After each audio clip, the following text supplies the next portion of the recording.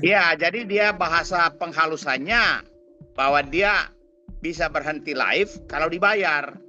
Itu aja. Jadi tidak kasarnya pemerasan, tapi bahasa dia mulutnya boleh berhenti live kalau dibayar. Pertanyaan gue di kasus ini, gue meresnya di mana?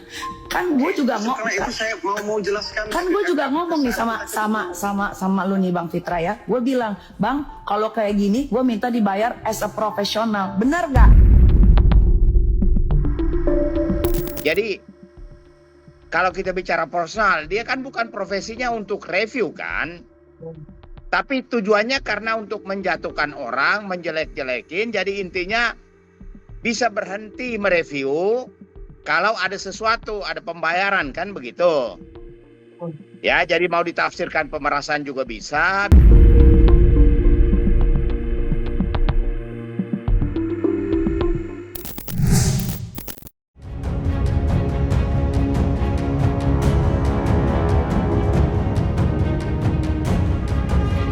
Lagi dan lagi, problematika dunia skincare tanah air diramaikan dengan tersebarnya sebuah rekaman suara.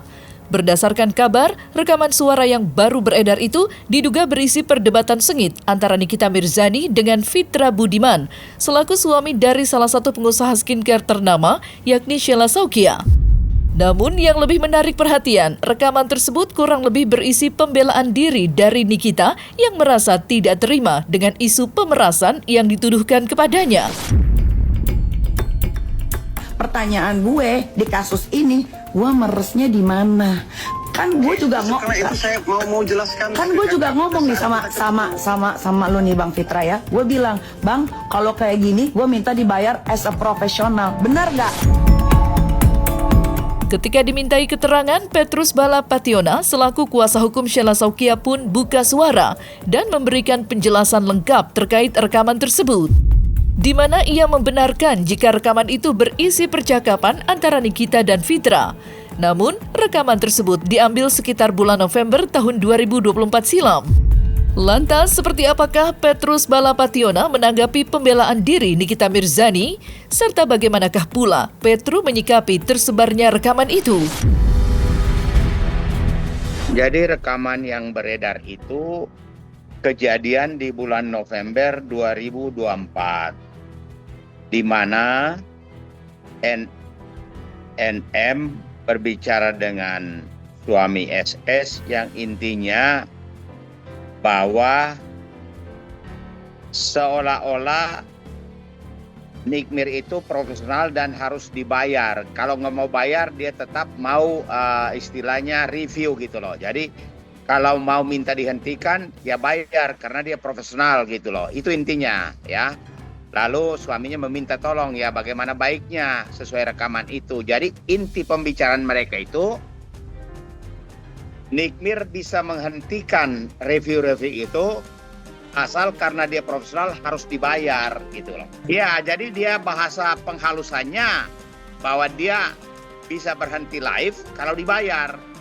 Itu aja. Jadi tidak kasarnya pemerasan, tapi bahasa dia mulutnya boleh berhenti live kalau dibayar.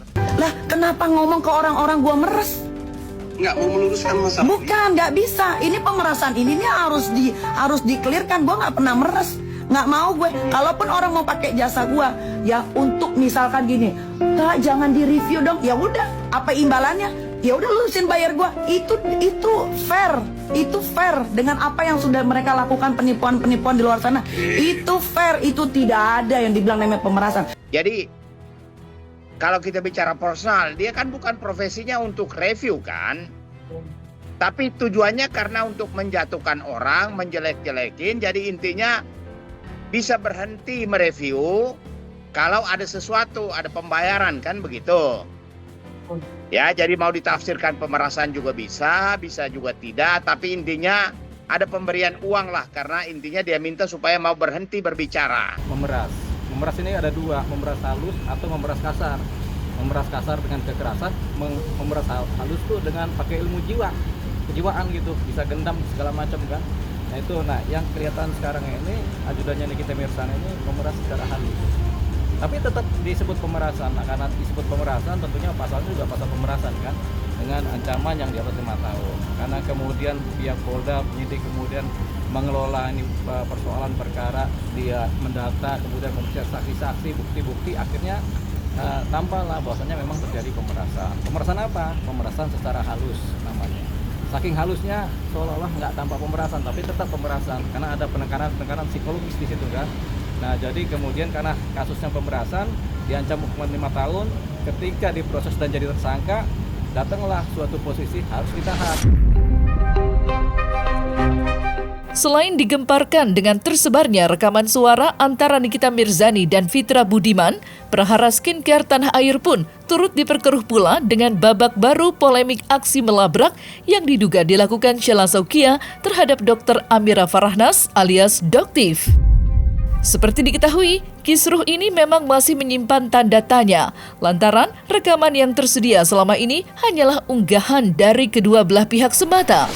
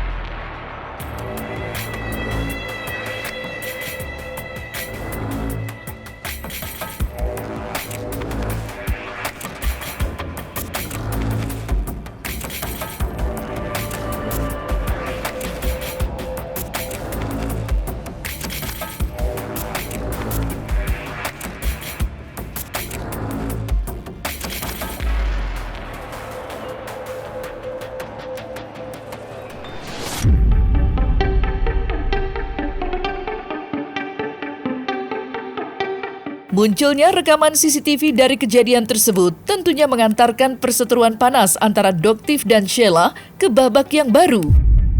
Terlebih lagi telah diketahui pula jika kejadian tersebut sudah dilaporkan oleh Doktif ke pihak berwajib atas dugaan perampasan kemerdekaan dengan ancaman kurungan penjara yang tidak sebentar. Tidak hanya kepada Sheila Saukia dan sang suami, dalam laporan itu Doktif pun menyertakan 3 nama lain, yang salah satunya adalah asisten dari Sheila Saukia, yakni Arif Afanda. Sementara di lain sisi, hingga detik ini pihak Sheila Saukia pun masih bersikeras jika apa yang dituduhkan oleh Doktif sama sekali tidak terjadi. Dia menyatakan bahwa dia diperlakukan tidak baik, padahal itu tidak ada kejadian, hanya suara-suara yang semacam nanya, dapat dari mana lo, gitu aja, dengan nada tinggi. Sementara dia sangat bebas merdeka di situ, live, gitu loh. Jadi apa yang dilaporkan itu memang kami yakin tidak akan menjadi masuk ke penyelidikan atau penyidikan. Karena kalian bisa lihat kan bagaimana mereka amnesia, mereka bilang tidak menyentuh, tidak tersentuh, sedangkan jelas banget dilihat oleh jutaan masyarakat, ya. Ada buktinya, apa yang kalian mau elakkan? Untung semua itu terlihat dengan jelas, jadi nggak bisa lagi mereka ngeles. Yang jelas terkait dengan kejadian tanggal 17 itu, yang pertama kita laporin pasal 335. Selanjutnya begitu kita review lagi, review dengan bukti-bukti yang ada, maka muncul pasal-pasal berikutnya yang kebetulan kita sudah laporkan ke sini, dan itu sudah tinggal kita nunggu beberapa panggilan dari tim penyidik untuk memberikan klarifikasi terkait dengan laporan yang kita telah buat. Itu aja sekarang saat ini. Enggak ada. Yang persekusi juga nggak ada. Yang persekusi pengeroyokan juga nggak ada ya. Cuman perbuatan tidak menyenangkan yang mengancam karena suara besar waktu tanya dari mana produk itu segala macam. Yang mengarah kekerasan, padahal di situ nggak ada kekerasan sama sekali. Kita live. Dan kita live, saya live, dia juga live. Iya. Sama-sama lihat di situ nggak ada kekerasan. Semua ada videonya. Sudah kalian ketahui lihat bahwa beberapa seperti Sheila Sokia, Arif Afanda, Hardi Rukmana, siapa lagi itu? Fitra, suaminya, terus siapa lagi 5 aja ya? Siapa? Irfan yang diakui oleh Sheila sebagai manajer. Itu mereka ngamuk-ngamuk ya. Irfan ngamuk, mungkin karena omsetnya juga turun, jadi marah banget sama Doktif ya. Untuk Irfan ya, kan kamu yang bilang ngata-ngatain Doktif pada saat tutup pintu mobil, itu kamu ya, Irfan ya. Jadi kamu yang mengata-ngatain Doktif, itu pun sudah Doktif laporkan. Kita pasalnya Pasal 333 tentang ayat 1 tentang perampasan kemerdekaan.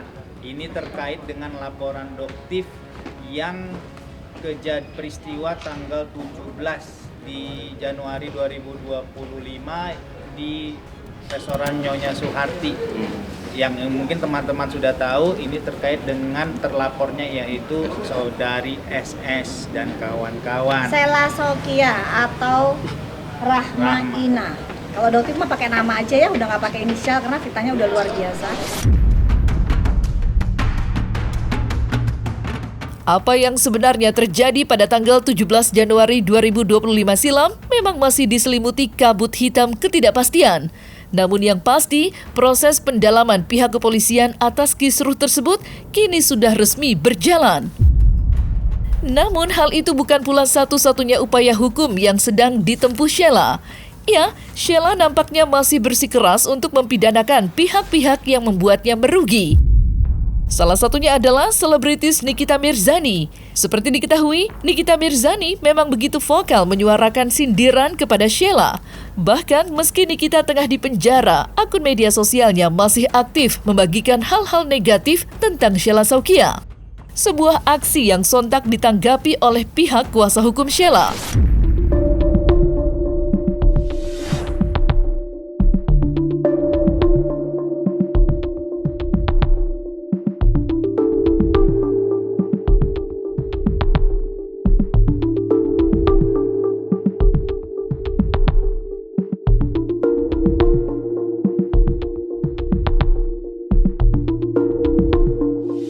Dan kalau toh bisa dia bicara bebas segala macam, ya saya kira ya kepala rutannya itu harus diperiksa. Ya. Harus diperiksa karena itu melanggar SOP semua tahanan, ya. Siapapun tahanan artinya dirampas kemerdekaannya. Dia tidak boleh menggunakan HP. Tidak ada sesuatu yang perlu dipersoalkan. Ini adalah bagian dari perjuangan dia untuk mengungkapkan sebuah kebenaran. Ya, bagi saya, perjuangan ini belum berakhir dan saya yakin kebenaran tidak bisa dikalahkan.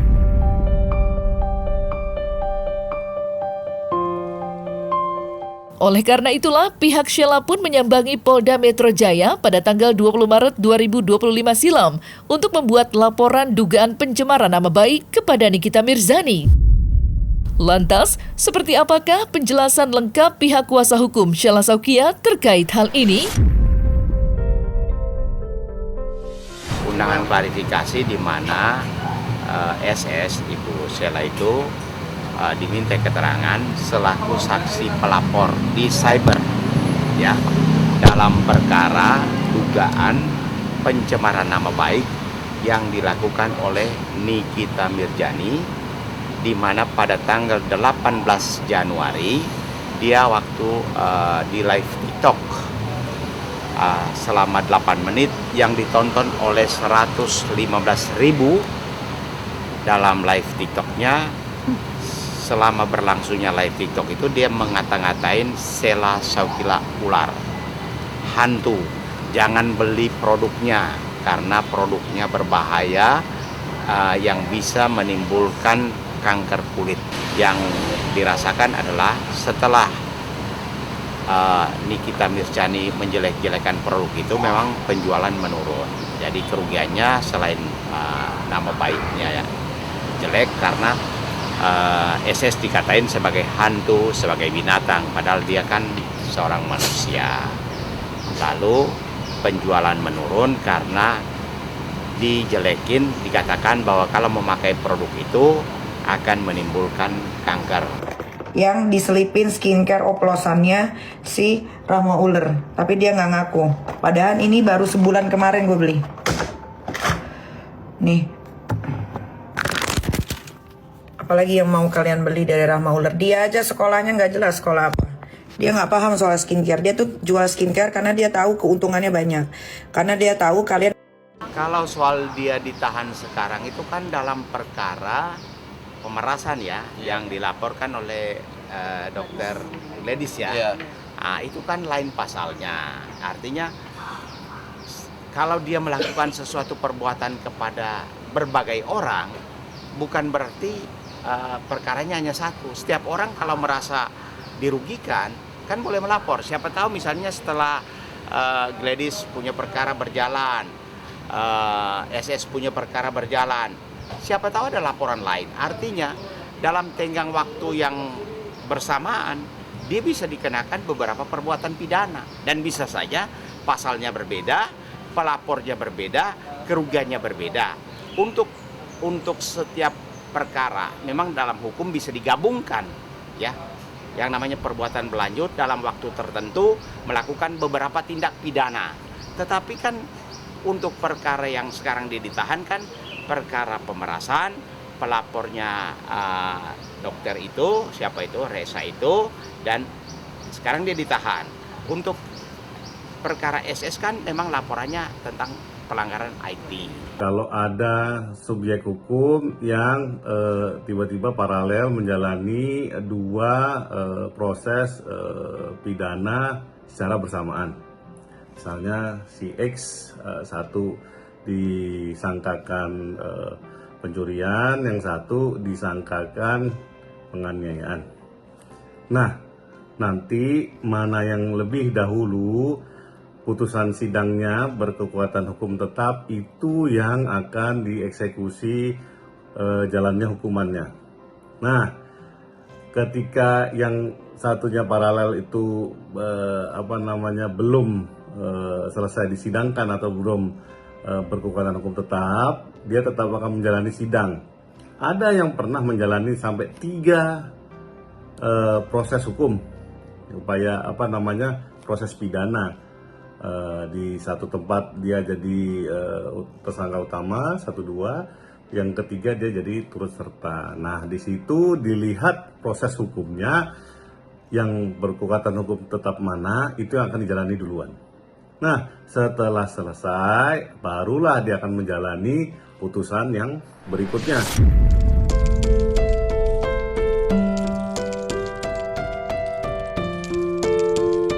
Nah, selesai sudah Cumi Lovers, saksikan terus Cumi Camp In-Depth, kabar lengkap, mendalam, dan akurat dari narasumber terpercaya. Dan jangan lupa untuk like, subscribe, dan juga share channel YouTube Cumi Cumi.